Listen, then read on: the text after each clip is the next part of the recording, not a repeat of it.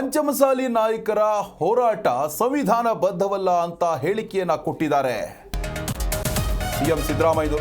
ಪಂಚಮಸಾಲಿ ನಾಯಕರ ಒತ್ತಾಯ ಏನಿದೆ ಅದು ಸಂವಿಧಾನಕ್ಕೆ ವಿರುದ್ಧ, ಮೀಸಲಾತಿ ಕೊಡಲು ಸಾಧ್ಯವಿಲ್ಲ ಅಂತ ಪರೋಕ್ಷ ಸಂದೇಶವನ್ನ ಸಿಎಂ ಸಿದ್ದರಾಮಯ್ಯನವರು ಕೊಟ್ಟಿದ್ದಾರೆ.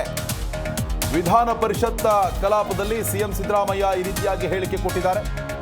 ನಮ್ಮ ರಾಜ್ಯದಲ್ಲೇ 2002ರಲ್ಲಿ ಮೀಸಲಾತಿ ವಿಭಾಗ ಆಯಿತು, ಹಾಗ್ಯಾಕೆ ಮೀಸಲಾತಿ ಬೇಕು ಅಂತ ಒತ್ತಾಯ ಹಾಕಲಿಲ್ಲ ಅಂತ ಪ್ರಶ್ನೆಯನ್ನ ಮಾಡಿದ್ದಾರೆ. ಸಿಎಂ ಸಿದ್ದರಾಮಯ್ಯ ಮಾತಿಗೆ ಸದನದಲ್ಲಿ ಗದ್ದಲ ಉಂಟಾಗಿದೆ. ವಿಪಕ್ಷಗಳ ನಾಯಕರು ಸದನದ ಬಾವಿಗಿಳಿದು ಪ್ರತಿಭಟನೆಯನ್ನ ನಡೆಸಿದ್ದಾರೆ. ಒಂದು ಇಂಡೈರೆಕ್ಟ್ಲಿ ಒಂದು ಮೆಸೇಜ್ ಅನ್ನು ಕೊಟ್ಟಿದ್ದಾರೆ. ನಾವಿರೋವರೆಗೂ ಕೂಡ 2A ಮೀಸಲಾತಿ ಅಸಾಧ್ಯ ಅನ್ನೋ ಒಂದು ಹೇಳಿಕೆಯನ್ನು ಅವರು ಕೊಟ್ಟಿರುವಂಥದ್ದು. ಯಾಕಂತಂದ್ರೆ ಸಂವಿಧಾನದ ಆಧಾರದ ಮೇಲೆ ನಾವು ಆಡಳಿತವನ್ನು ನಡೆಸ್ತೇವೆ, ಸಂವಿಧಾನಬದ್ಧವಾಗಿ ನಾವು ಸರ್ವರಿಗೂ ಸಮಪಾಲು ಅನ್ನೋ ಒಂದು ತತ್ವವನ್ನು ವಹಿಸಿಕೊಂಡಿದ್ದೇವೆ ಅಂತ ಸಿಎಂ ಸಿದ್ದರಾಮಯ್ಯನವರು ಆಗಾಗ ಹೇಳ್ತಾನೆ ಇರ್ತಾರೆ. ಈಗ ಸದ್ಯಕ್ಕೆ ಪಂಚಮಸಾಲಿ ನಾಯಕರ 2A ಮೀಸಲಾತಿ ಹೋರಾಟ ಏನು ನಡೀತಾ ಇದೆ, ಅವ್ರು ಏನು ಒತ್ತಾಯ ಮಾಡ್ತಾ ಇದ್ದಾರೆ ಅದು ಸಂವಿಧಾನಕ್ಕೆ ವಿರುದ್ಧ ಅನ್ನೋ ಒಂದು ಸಂದೇಶವನ್ನು ಕೊಟ್ಟಿದ್ದಾರೆ ಸಿಎಂ ಸಿದ್ದರಾಮಯ್ಯನವರು. ಪರೋಕ್ಷವಾಗಿ 2A ಮೀಸಲಾತಿ ಸಾಧ್ಯ ಇಲ್ಲ ಅನ್ನೋ ಒಂದು ಹೇಳಿಕೆಯನ್ನು ವಿಧಾನ ಪರಿಷತ್ ಕಲಾಪದಲ್ಲೇ ಸಿಎಂ ಕೊಟ್ಟಿದ್ದಾರೆ.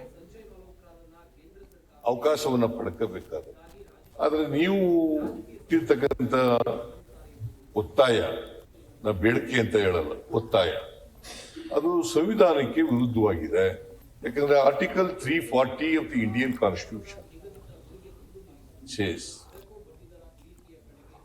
ಯಾರೇ ಬ್ಯಾಕ್ವರ್ಡ್ ಕ್ಲಾಸಿಗೆ ನಲ್ಲಿ ಅವಕಾಶವನ್ನು ಪಡ್ಕೋಬೇಕಾದ್ರೆ ಆರ್ಟಿಕಲ್ 340 ನಲ್ಲಿ ಏನು ಹೇಳ್ತಾರೆ ಅದರ ಪ್ರಕಾರ ನಡ್ಕೋಬೇಕು.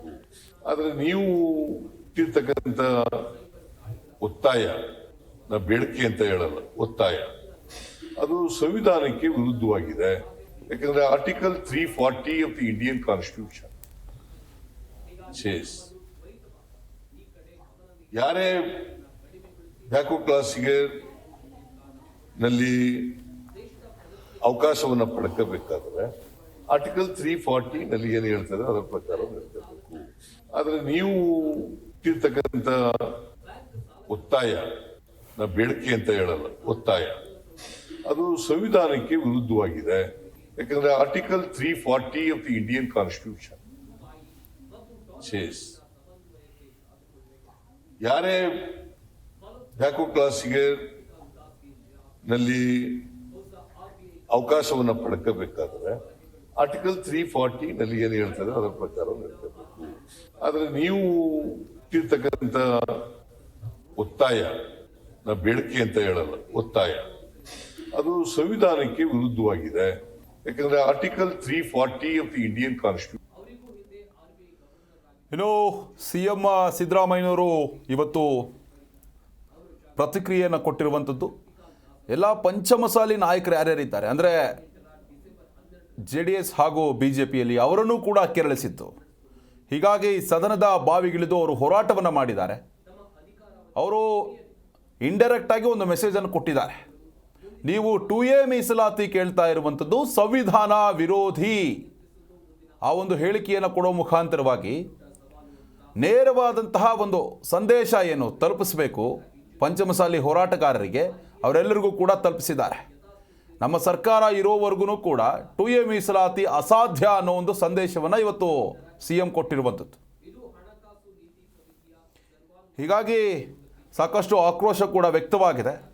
ಮತ್ತೊಂದು ಕಡೆ ಉಗ್ರವಾದಂತಹ ಹೋರಾಟವನ್ನು ಮಾಡುವುದಕ್ಕೆ ಎಲ್ಲ ಪಂಚಮಸಾಲಿ ನಾಯಕರು ನಿರ್ಧಾರವನ್ನು ಮಾಡಿದ್ದಾರೆ. ಇವತ್ತು ಪಂಚಮಸಾಲಿ ನಾಯಕರ ಮೇಲೆ ಆಗಿರುವಂತಹ, ಹೋರಾಟಗಾರರ ಮೇಲೆ ಆಗಿರುವಂತಹ ಲಾಠಿ ಚಾರ್ಜನ್ನು ಖಂಡಿಸಿ ರಾಜ್ಯಾದ್ಯಂತ ಹೋರಾಟಗಳು ಕೂಡ ನಡೆದಿರುವಂಥದ್ದು. ಇನ್ನೂರು ಹೋರಾಟದ ರೂಪರೇಷೆಯನ್ನು ಬದಲಾವಣೆ ಮಾಡ್ತೇವೆ, ಉಗ್ರ ಹೋರಾಟವನ್ನು ಮಾಡ್ತೇವೆ ಅಂತ ಜಯಬಸವ ಮೃತ್ಯುಂಜಯ ಸ್ವಾಮೀಜಿಗಳು ನಿನ್ನೆಯೂ ಕೂಡ ಹೇಳಿಕೆಯನ್ನು ಕೊಟ್ಟಿದ್ದಾರೆ. ಸದ್ಯಕ್ಕೆ ಸಿಎಂ ಹೇಳಿಕೆ ಏನಿದೆ ಇದು ಮತ್ತಷ್ಟು ಕೆರಳಿಸುವಂತಹ ಕೆಲಸ ಆಯ್ತಾ ಅನ್ನೋ ಒಂದು ಅನುಮಾನಗಳು ವ್ಯಕ್ತ ಆಗುತ್ತೆ. ಯಾಕಂತಂದ್ರೆ ಒಂದು ಕಡೆ ಹೋರಾಟ ನಡೀತಿದೆ, ಮತ್ತೊಂದು ಕಡೆ 2A ಮೀಸಲಾತಿ ಕೇಳೋದು ಸಂವಿಧಾನ ವಿರೋಧಿ ಅಂತ ಸಿಎಂ ಹೇಳಿಕೆ ನೀಡಿರುವಂಥದ್ದು. ಎಲ್ಲೋ ಒಂದು ಕಡೆ ಈ ಹೋರಾಟದ ಕಿಚ್ಚು ಮತ್ತಷ್ಟು ಹೆಚ್ಚಾಗುವಂತಹ ಸಾಧ್ಯತೆ ಇರುವಂಥದ್ದು.